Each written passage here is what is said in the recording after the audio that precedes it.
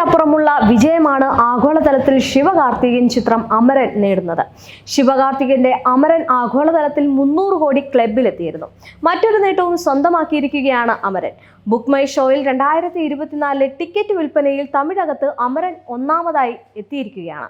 The ഗോട്ടിനെ മറികടന്നാണ് Amaran ticket വിൽപ്പനയിൽ മുന്നിലെത്തിയത് എന്നാണ് റിപ്പോർട്ട്.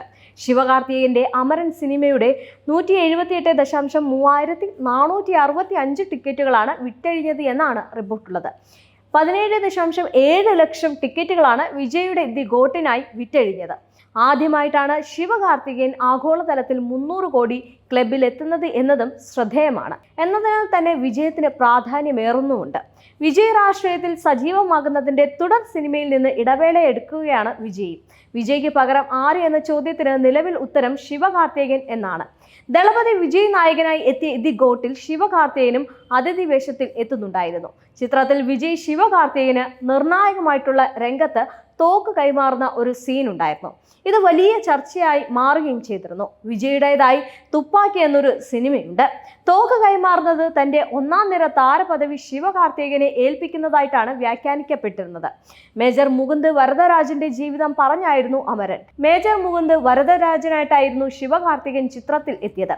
ഇന്ദു റെബേക്ക വർഗീസായി ശിവകാർത്തികേയൻ ചിത്രത്തിൽ നായികയായി എത്തിയത് സായി പല്ലവിയും മറ്റ് കഥാപാത്രങ്ങളും ആയിരുന്നു. ഭുവൻ അറോറ, രാഹുൽ ബോസ്, ലല്ലു, ശ്രീകുമാർ, ശ്യാമപ്രസാദ്, ശ്യാം മോഹൻ, ഗീതു കൈലാസം, വികാസ് ബംഗൽ, മിർ സൽമാൻ എന്നിവരും ഉണ്ടായിരുന്നു. തമിഴ്നാട്ടിന് പുറത്തും ചിത്രം ശ്രദ്ധയാകർഷിക്കുന്നുണ്ട്. രാജ്കുമാർ പെരിയസ്വാമിയായിരുന്നു ചിത്രത്തിന്റെ സംവിധാനം നിർവഹിച്ചിരുന്നത്.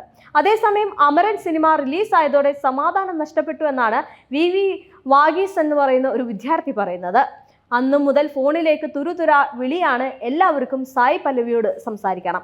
ചിത്രത്തിൽ നായികയായി സായി പല്ലവി ഉപയോഗിക്കുന്ന നമ്പർ യഥാർത്ഥത്തിൽ വഗീസൻ ഉപയോഗിക്കുന്നതാണ്. രാവും പകലുമില്ലാതെ എല്ലാവരോടും മറുപടി പറഞ്ഞ് തലയ്ക്ക് തീ പിടിച്ച അവസ്ഥയാണ് എന്നും വാഗീസൻ പറഞ്ഞു. എഞ്ചിനീയറിംഗ് വിദ്യാർത്ഥിയാണ് VV വാഗീസൻ. പഠിക്കാനേറെയുണ്ട്. ആളുകൾ ഉറങ്ങാൻ പോലും സമ്മതിക്കുന്നില്ല. ആധാർ ബാങ്ക് രേഖകളുമായിട്ട് ഫോൺ ലിങ്ക് ചെയ്തതിനാൽ ആ നമ്പർ കളയാനും പറ്റാത്ത അവസ്ഥയാണെന്നും പറഞ്ഞു. മേജർ മുകുന്ദ് വരദരാജന്റെ സിനിമയുടെ പേരിൽ തനിക്ക് നഷ്ടപ്പെട്ട സ്വൈര്യത്തിന് 1 കോടി രൂപ നഷ്ടപരിഹാരമായിട്ടാണ് സിനിമാ നിർമ്മാതാവോട് ചോദിച്ചിട്ടുള്ളത്.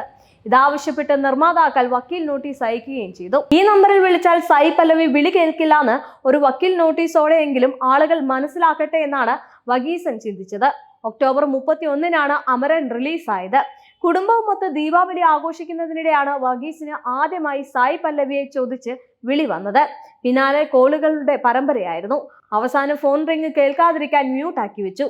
കാര്യം അന്വേഷിച്ചപ്പോഴാണ് നായിക ഉപയോഗിച്ചത് തന്റെ നമ്പറാണെന്ന് വഗീസൻ തിരിച്ചറിഞ്ഞത്. ചിലർക്ക് സായി പല്ലവിയോട് സംസാരിക്കണം, മറ്റു ചിലർക്ക് മുകുന്ദന്റെ യഥാർത്ഥ ഭാര്യയായ ഇന്ദു റെബേക്ക വർഗീസിനോട് സംസാരിക്കണം. കോളുകൾ എടുത്തതോടെയാണ് പിന്നെ ഓഡിയോ മെസ്സേജുകളുടെ പ്രളയം. ഒരു ക്യാബ് ബുക്ക് ചെയ്യാൻ പോലും പറ്റാത്ത അവസ്ഥയിൽ ഫോൺ ആക്റ്റീവായി മാറിയെന്നാണ് വഗീസൻ പറയുന്നത്.